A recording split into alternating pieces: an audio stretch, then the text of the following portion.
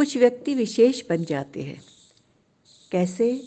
अपनी विलक्षण सोच के कारण, संयम साहस के कारण, समय पर अपनी तत्कालिक बुद्धि के उचित प्रयोग के कारण। यही तो उनकी विशेषता होती है, जैसी थी उस बालक की जिसका नाम था विशेष।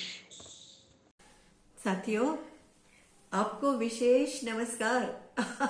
जी हाँ, आपका विशेष अभिवादन, विशेष अभिनंदन, विशेष नमन, विशेष स्मरण, आमने सामने में आपका विशेष स्वागत। आज क्या बात है भाई, इतने सारे विशेष के विशेषण लग रहे हैं। आप सोच रहे होंगे क्या चक्कर है। अरे भाई, आप है ना विशेष, विशेष यानी खास। तो आज मैं आपको एक विशेष कहानी सुनाने जा रही हूँ। हाँ, किसकी कहानी? अरे भाई, विशेष की कहानी। विशेष की कहानी? विशेष की कहानी का क्या मतलब भाई? आप सोच रहे हैं ना यही। विशेष एक बच्चा है। जी हाँ, उसका नाम है विशेष। बड़ा खास बच्चा है, बड़ा ज़हीन बच्चा है, दिमागदार बच्चा है, पढ़ने लिखने में होशियार है, मुसीबतों से कभी नहीं घबराता, खतरों से खेलने के लिए आगे रहता है, खिलाड़ी भी है और जुगाड़ी भी है, और हर तरह के चीजों के प्रति उसका विशेष लगाव है। जी, पढ़ाई भी, खेल भी, मेलजोल भी, आपसी व्यवहार भी, सब कुछ विशेष है उसका। विशेष के माता पिता दोनों काम करते हैं, तो विशेष जो है वो और भी विशेष हो जाता है, क्योंकि वो घर में भी अपने माता पिता की मदद करता है, काम करने में मदद करता है, हर तरह से सहायता करता है। उसकी माँ एक स्कूल में शिक्षिका है, पढ़ाती हैं, पिता एक दफ्तर में काम करते हैं, और गांव में उसके दादा दादी और बुआ भी रहते हैं। हाँ, तो भरा पूरा परिवार है विशेष का। दादा दादी गांव में रहते हैं, थोड़ी बहुत खेती बाड़ी करते हैं, थोड़ी सहायता माता पिता की तरफ से हो जाती है, वो लोग आराम से रहते हैं। लेकिन विशेष को एक बात का बड़ा अफसोस है। उसकी एक बुआ है जो गांव में ही रहती है, अपने माँ बाप की देखरेख करती है, उसकी पढ़ाई छुड़वा दी गई। हाँ, विशेष को इस बात का बड़ा दुख है। बुआ उसकी हमराज है, उसकी दोस्त है, उसके साथ काफी उनका खास लगाव है। तो विशेष की बुआ की पढ़ाई क्यों छुड़ाई गई मालूम है आपको? बताती हूँ। असल में विशेष के दादाजी बीमार हो गए गांव में, और उनकी बीमारी की वजह से सारे घर की जो व्यवस्था थी ना, वो गड़बड़ा गई। बुआ को स्कूल छोड़ना पड़ा और पिताजी को भी भागकर गांव जाना पड़ा। माँ और विशेष अकेले रह गए घर में, शहर में। विशेष सोचता कि वो जल्दी से बड़ा हो जाए, खूब योग्य बन जाए, खूब कमाए धमाए और अपने माता पिता का बोझ हल्का करे, और उसके दादा दादी को भी खुश रखे, बुआ की भी पढ़ाई चालू रहे। लेकिन हुआ कुछ उल्टा ही, कि बुआ की पढ़ाई छूट गई और पिता को भागकर गांव जाना पड़ा उनकी दादा की, विशेष के दादा की देखरेख के लिए। और इतने पर ही बस नहीं हुई, इत्तेफाक से एक ऐसी दुर्घटना हो गई। एक दिन विशेष स्कूल से घर आ रहा था और रास्ते में किसी ने बीच सड़क में केले का छिलका फेंक दिया था, और विशेष के पांव के नीचे केले का छिलका आया और विशेष फिसला, दूर जा गिरा, और सामने से एक बस आ रही थी। उसके रोकते रोकते रोकते ड्राइवर के लाख कोशिश करने के बावजूद विशेष का एक पैर उसके पहिए के नीचे दब गया। ओहो, अनहोनी हो गई, हाहाकार मच गया। विशेष का एक पांव, उस पांव को अशक्त हो गया, उस पांव में कोई ताकत न रही, हड्डियां टूट गई थी, और इलाज करने के लिए बहुत बहुत बहुत सारी परेशानियां थी। माँ कहाँ कहाँ भागे, घर में रहे कि पढ़ाई बच्चों की छोड़कर, उनकी शिक्षिका की जो जॉब थी, जो उसकी काम था, उसको छोड़कर वो बच्चे को देखे, या किस प्रकार से धन की कमी, समय की कमी और किसी प्रकार की सहायता की कमी। तो इस स्थिति में विशेष जो है वो बहुत ही असहाय हो गया, बहुत ही असुरक्षित हो गया। अस्पताल में उसे मालूम पड़ा कि उसका एक पैर जो है वो नहीं चल पाएगा, वो इस पैर से काम नहीं कर पाएगा। और परिणाम क्या हुआ, उसका स्कूल जाना भी छुड़ा दिया गया। अब विशेष इतना बेचारा हो गया, न स्कूल जा सकता, माँ की कोई परेशानी का समाधान नहीं कर सकता, पिता अलग परेशान, दादा अलग रोगी वहां पर गांव में, बुआ की अलग पढ़ाई छूटी हुई, और दादी इन सब चीजों को लेकर बहुत बहुत बहुत बहुत दुखी। विशेष को बैसाखियों पर चलने की नौबत आ गई। वो तो बहुत चक्का रह गया कि ये क्या जिंदगी ने क्या मोड़ लिया उसके साथ, और बैसाखी के सहारे कैसे जिंदगी कटेगी। वो तो बोझ बन गया अपने घर वालों पर, कहां से माता पिता का बोझ हल्का करता, दादा दादी को सुखी रखता, बुआ को प्रसन्न रखता। वो तो खुद मानो सबके ऊपर बोझ बन गया था, और उसकी सारी जो आशाएं थी ताश के पत्ते की तरह लड़खड़ा कर सब खत्म हो गई थी। उसके सारे सपने चूर चूर हो गए थे। अब तो वो खुद चलने फिरने का मोहताज था। वो किसी का सहारा क्या बनता, माता पिता की लाठी क्या बनता। वो तो खुद लाठी का मोहताज था, खुद बैसाखी का मोहताज था। समझ नहीं आए घर वालों को क्या किया जाए। पिता ने निश्चित किया कि दादाजी को शहर लेकर आ जाएं, सारा परिवार एक साथ रहेगा तो कम से कम परेशानियों को आपस में साझा कर सकेंगे। दादाजी भी आ गए, बुआ भी आ गई, दादी भी आ गई। माँ को भी थोड़ी राहत की उम्मीद नजर आई।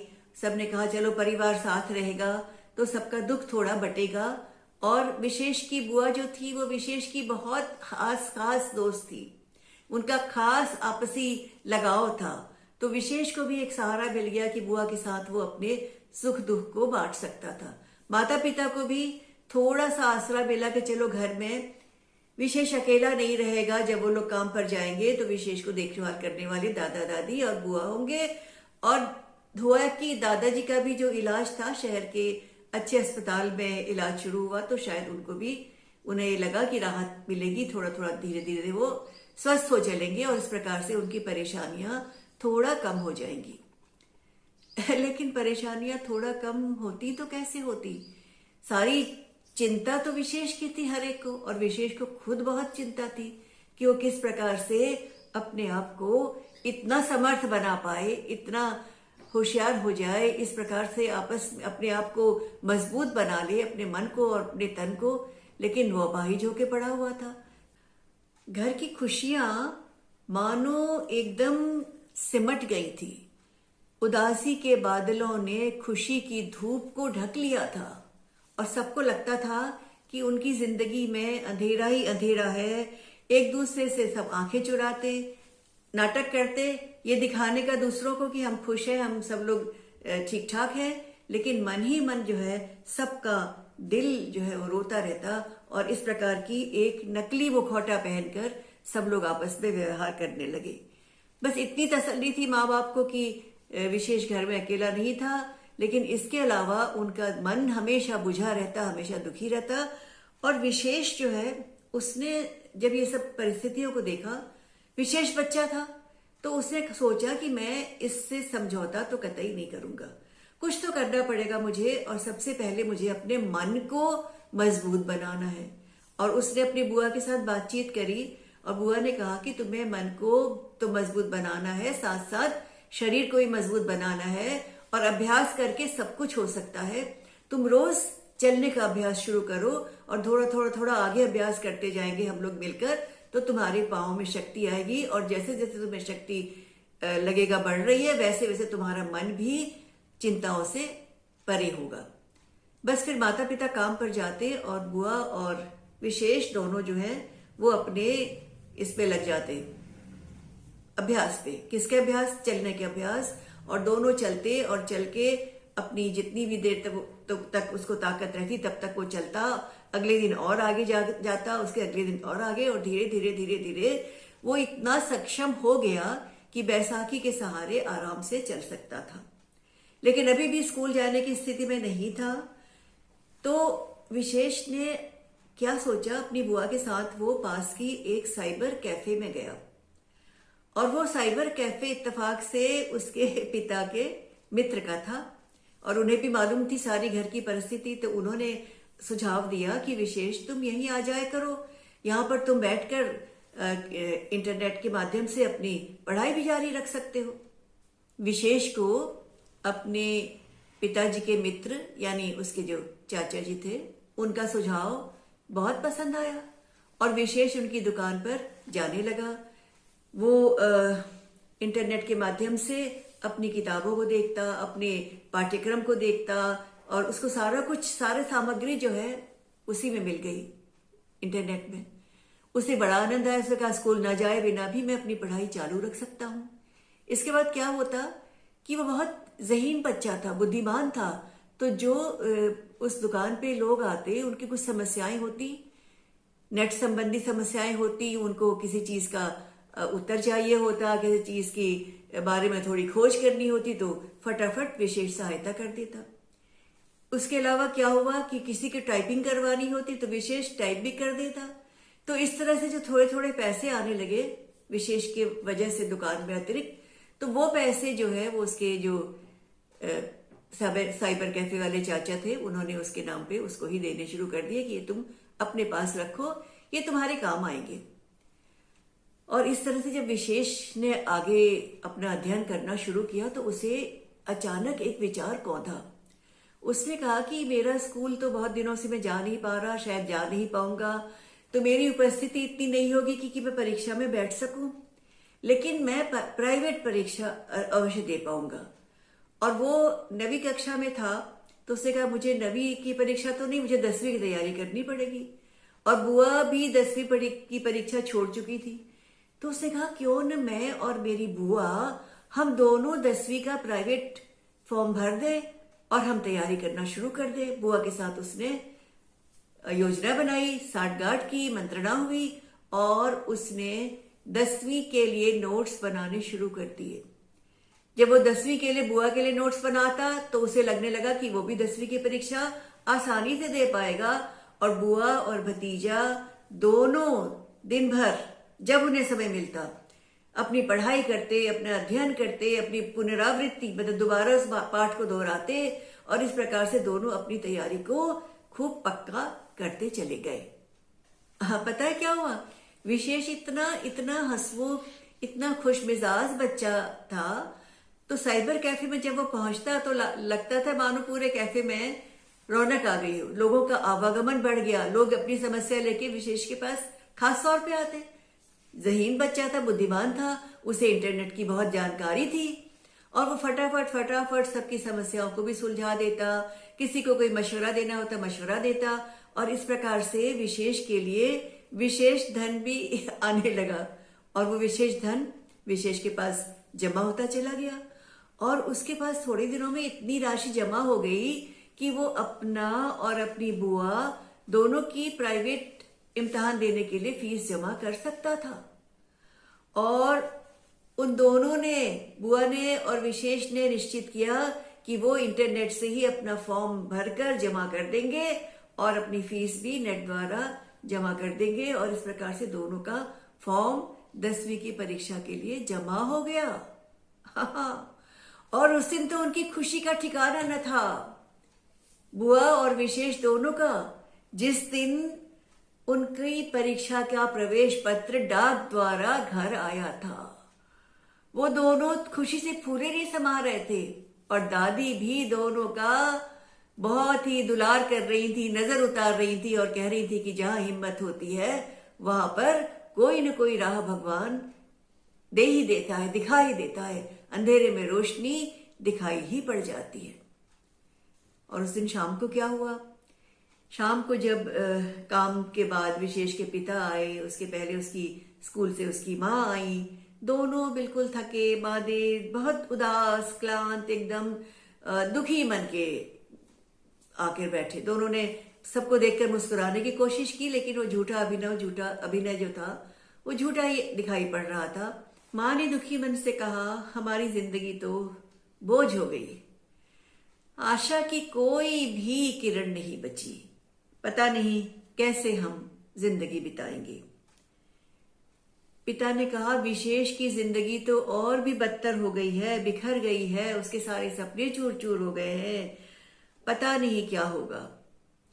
फिर उसकी माँ ने कहा, विशेष की भी चिंता है और ननद जी की भी चिंता है। ननद जी यानी विशेष की बुआ की, उनकी शादी कैसे होगी, कहाँ रिश्ता होगा, कैसे हम लोग इस विवाह को करवा पाएंगे, और इस प्रकार की सारी चिंताएं दोनों ने अपनी अपनी आपस में साझा की। विशेष ने जब ये सुना तो उससे फिर रहा नहीं गया। उसने कहा, माँ पिताजी आप लोग ये सब चिंताएं भूल जाइए, और मैं और बुआ आपको खुशखबरी देने वाले हैं। खुशखबरी? कैसी खुशखबरी? तो विशेष ने अपना जो परीक्षा का परिचय पत्र आया था वो दिखाया और कहा कि देखिए, मैं और बुआ हम दोनों 10वीं की प्राइवेट परीक्षा देंगे। हाँ, आप चिंता मत कीजिए, और हम दोनों अच्छे अच्छे नंबरों में अवश्य पास होंगे। तो दोनों पिता और माँ दोनों हैरान रह गए। अरे, फीस के पैसे कहाँ से आए, पढ़ाई कैसे, तुम्हारा अध्ययन तो हुआ ही नहीं, तुम तैयारी कैसे करोगे, फेल हो जाओगे तो और बदनामी होगी और तुम्हारा मनोबल टूटेगा।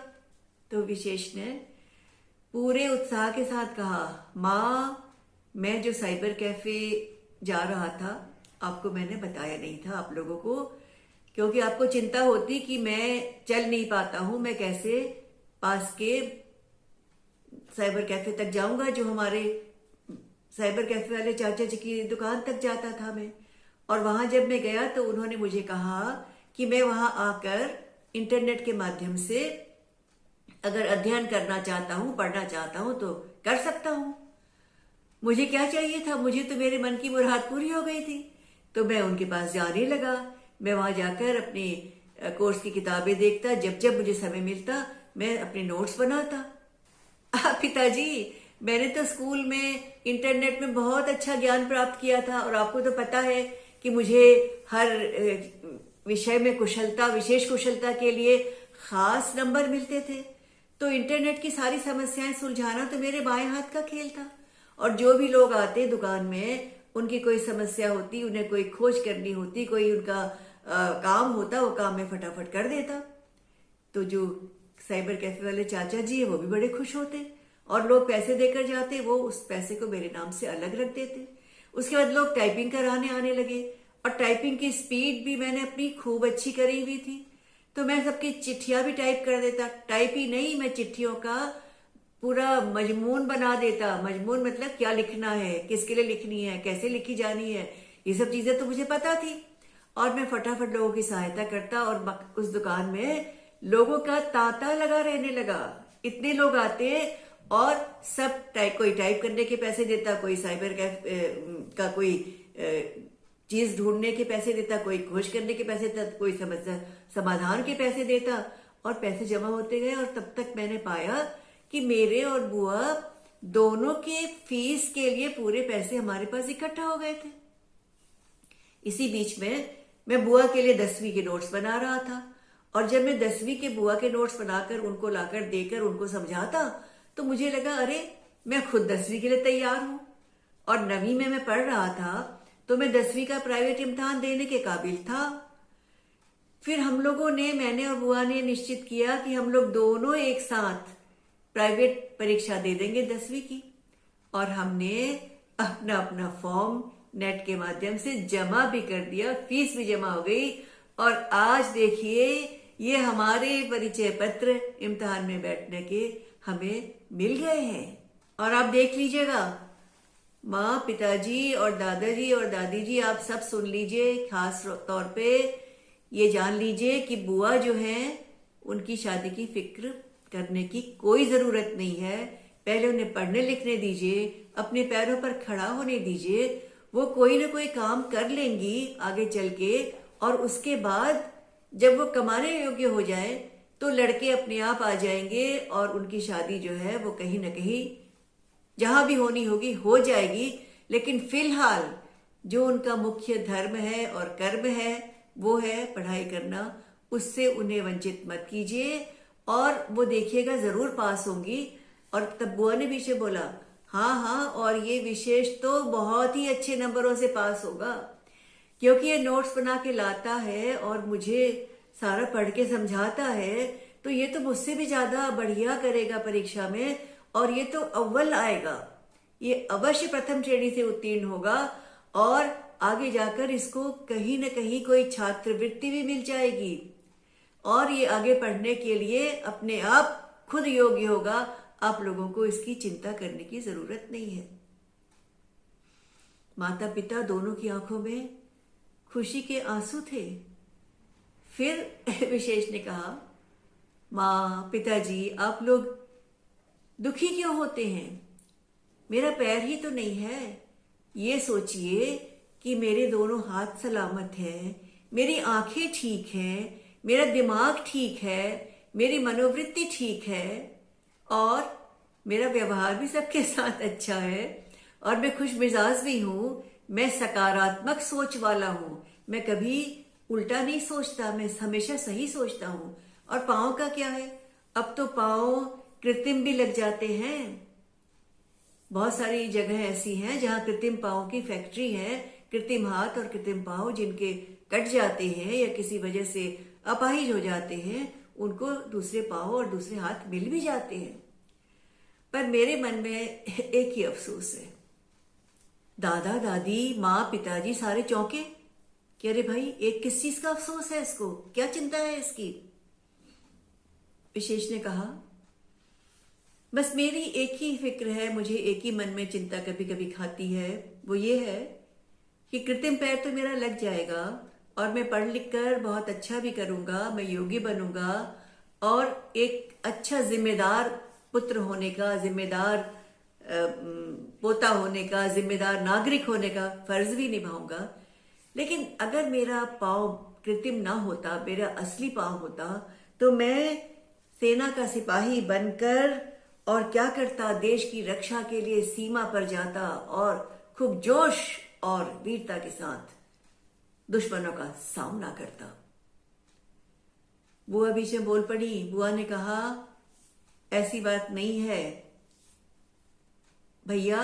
अपने भाई को संबोधित करते हुए कहा, भैया ये विशेष ना इतना बुद्धि वाला है, इतना ज़हीन है। ये देश प्रेम की ऐसी कविताएं लिखता है कि जिसको पढ़कर हर इंसान के अंदर देशभक्ति जाग उठेगी, देश प्रेम जाग उठेगा और वो वीर रस से भरकर देश के लिए अपना समर्पण करने को तैयार हो जाएगा।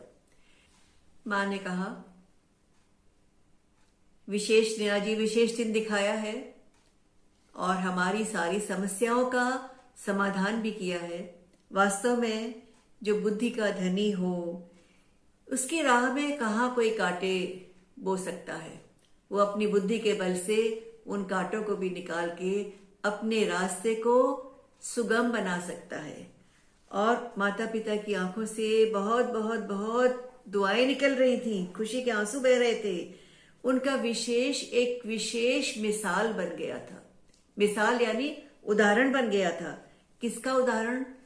बुद्धिमानी का उदाहरण, संयम न खोने का उदाहरण, साहस का उदाहरण, वक्त पर सही सोच रखने का उदाहरण और अपने बड़ों, अपने बराबर वालों, सबके प्रति सहानुभूति रखने का उदाहरण, सही सोच रखकर समय पर सही सुझाव देने और सही काम करने की परख रखने का उदाहरण। आप भी विशेष हैं। आप सबके अंदर भी बुद्धि भरी पड़ी है, आपके अंदर भी साहस है, आपके अंदर भी काम करने की योग्यता है। आप भी पढ़ सकते हैं और पढ़ाई जरूरी नहीं है, पढ़ाई के अलावा भी कुछ कर सकते हैं। खेल कूद में अव्वल हो सकते हैं, कला में अव्वल हो सकते हैं, गायन में अव्वल हो सकते हैं, चित्रकारी में अव्वल हो सकते हैं।